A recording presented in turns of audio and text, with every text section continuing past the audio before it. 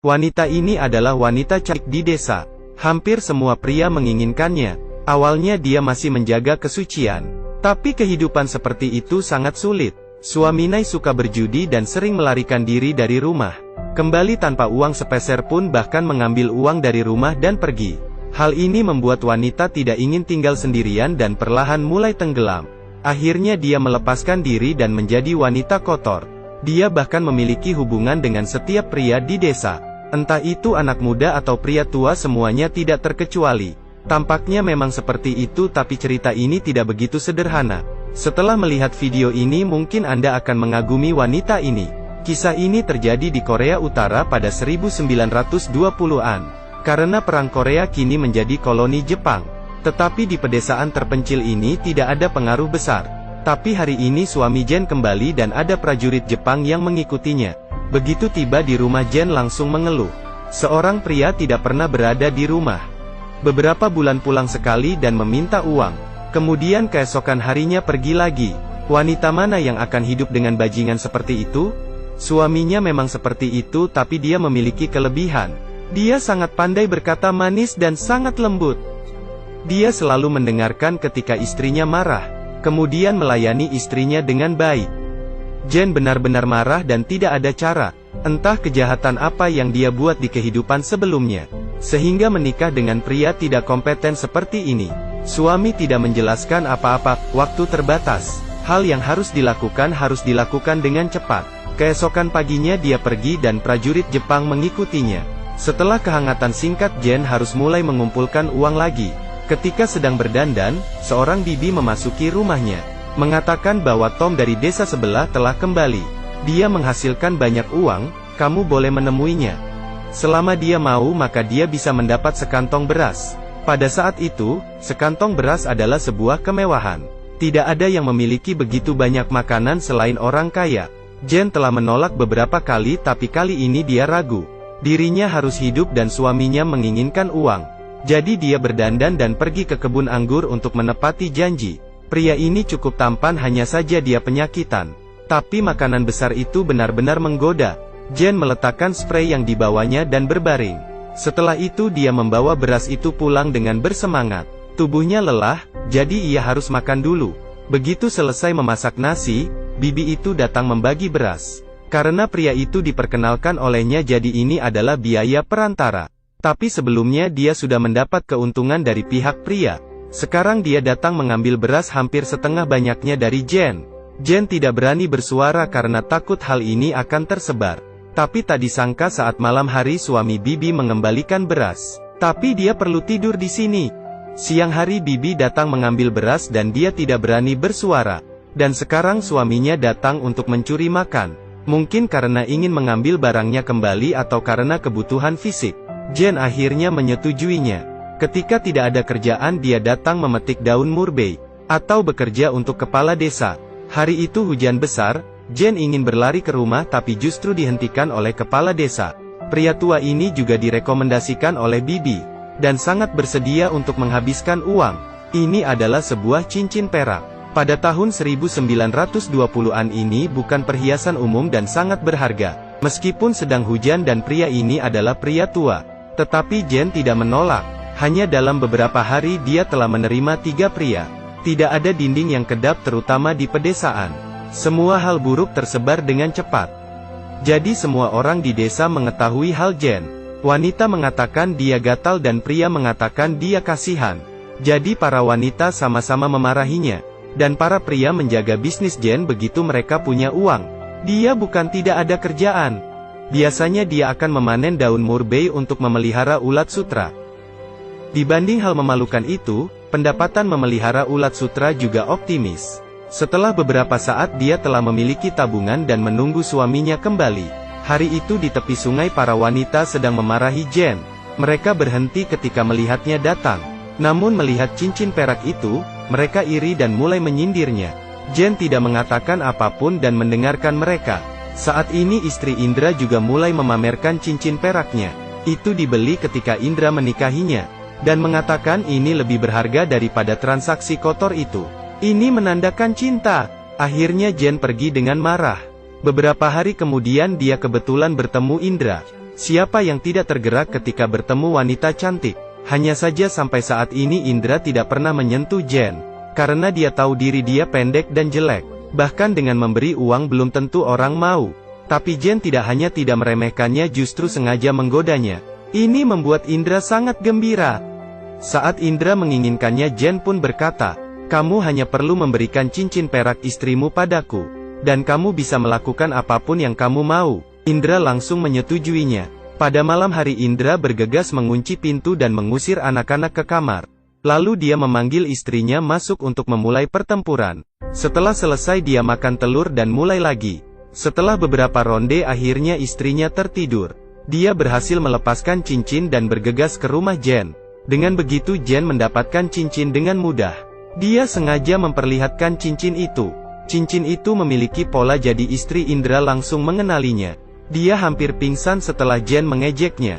Kemudian dia berlari ke ladang gandum dan memukuli Indra. Tidak hanya itu, para wanita tua itu marah dan mencari Jen. Berkata ingin mengambil kembali barang-barang yang pernah diberi oleh pria. Begitu mereka sampai, mereka langsung menggeledah rumahnya. Lalu mereka memukul Jen. Wanita-wanita ini sangat kejam. Entah berapa lama kemudian mereka tidak bermaksud berhenti. Jika dibiarkan ini akan merenggut nyawa Jen. Para pria datang menarik istrinya masing-masing. Pakaian Jen robek dan tubuhnya penuh dengan luka. Tidak hanya itu, para wanita ini memprotes bahwa ingin mengusir pelacur ini dari desa. Para pria hanya menundukkan kepala dan tidak berani bersuara. Para orang tua bergengsi juga memperdebatkan apa yang harus dilakukan. Semua orang tua ini pernah berhubungan dengan Jen dan kini pura-pura menjadi orang suci. Siapapun tidak berani menyarankan untuk mengusir Jen. Karena tidak ada keputusan, akhirnya mereka mempersilahkan Haris untuk memimpin keadilan. Haris adalah orang tua yang dihormati, di sini dia seperti hakim. Setelah mengetahui hal itu dia sangat marah. Dia bergegas ke tempat tinggal Jen untuk meminta pernyataan. Jen juga sangat menghormati orang tua ini. Tidak peduli apa yang dia katakan, Jen hanya menundukkan kepala dan diam. Begitu memasuki rumah orang tua ini seperti hakim. Mengatakan Jen tidak menjaga kesucian wanita dan perlu ditindak tegas. Dia harus diusir dari desa dan jangan pernah kembali. Mendengar itu Jen merasa sangat sedih. Wanita lemah seperti dia bisa pergi kemana?